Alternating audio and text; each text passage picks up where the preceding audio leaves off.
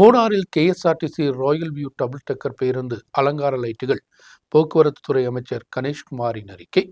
அலங்கார லைட்டுகளின் வெளிச்சத்தில் இரவு வேளையில் சர்வீஸ் நடத்திய காட்சிகள் மீடியா நெட் நியூஸிற்கு கிடைத்துள்ளது. மூணாறில் ராயல் வியூ டபுள் டெக்கர் பேருந்தின் திறப்பு விழா வேளையில்தான் പോക്കുവരത്തുതുறை அமைச்சர் കണേഷ്കുമാർ ഇவ்വാறு தெரிவித்தது. ആദ്യം തന്നെ നിങ്ങളെല്ലാവരും മനസ്സിലാക്കണം, ഈ ബസ്സിന് ഒരു ഹെഡ്ലൈറ്റിൻ്റെ ആവശ്യം പോലും ഇല്ല. ഈ ബസ്സിൽ ഒരുപാട് ലൈറ്റ് വെച്ചിരിക്കുന്നവർ ഒരു പ്രകടനമുണ്ട്. ആ ലൈറ്റ് ഒന്നും ഇടാൻ വേണ്ടി വെച്ചതല്ല, ഒരു ഭംഗിക്ക് വേണ്ടി വെച്ചതാണ്.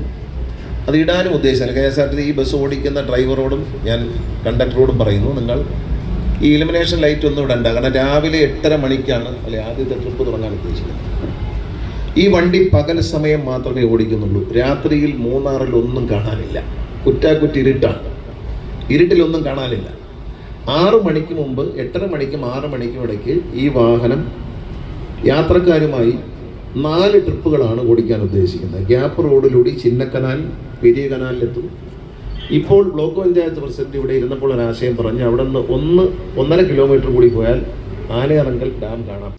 மூணார் கேப் சாலையில்தான் வாகனத்தின் அலங்கார லைட்டுகளுடன் வாகனம் பயணம் செய்தது. கடந்த தினம் இரவுதான் அமைச்சரின் உத்தரவை மீறியும் வாகனம் சர்வீஸ் நடத்தியுள்ளது. வாகனத்தின் லைட் வசதிகளுக்கு எதிராக ஹைகோர்ட் விமர்சனத்தை முன்வைத்துள்ளது. வாகனத்தின் அலங்கார லைட்டுகள் சட்டத்திட்டங்களை மீறிதான் வைக்கப்பட்டுள்ளதாகவும் குற்றச்சாட்டுகள் உயர்கின்றன. நீதிமன்றத்தின் இதுபோன்ற விமர்சனங்கள் நிலைநிற்கும் போதுதான் சட்ட மீறுதலான சர்வீஸும் நடத்தப்பட்டது. இதற்கு எதிராக மூணாறில் டாக்ஸி வாகன ஓட்டுநர்களும் முன்னிறங்கியுள்ளனர். கடந்த தினங்களில் மூணாறில் கடுமையான வாகன பரிசோதனை நடைபெற்றது. இதில் 8 லட்சம் ரூபாய்க்கு மேலாகத்தான் அபராதம் பிரிக்கப்பட்டுள்ளது. மோட்டார் வாகனத்துறை மூணாறில் பல கட்டுப்பாடுகளை விதிக்கும் போதும் சட்டத்திட்டங்களை மீறிய ராயல் வியூ டபுள் டெக்கர் பேருந்துக்கு எதிராக எந்தவித நடவடிக்கை எடுக்காததே தற்பொழுதுள்ள பிரச்சனைக்கு കാരണமாக മാറുന്നത്.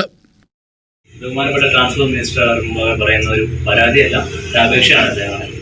ഗവൺമെന്റ് ബസ് ഡബിൾ ഡെക്കർ ഇവിടെ ഇറക്കിയിരുന്നു. അതിനകത്ത് ലൈറ്റ് ഇല്ല, ലൈറ്റ് ഇനാവശ്യം മാത്രമേ വെക്കുള്ളൂ പറഞ്ഞ്.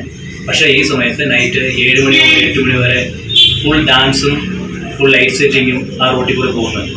അത് ഗവൺമെൻറ് മുമ്പിൽ ശ്രദ്ധയിൽപ്പെടുത്തുകയാണ് ഞാൻ.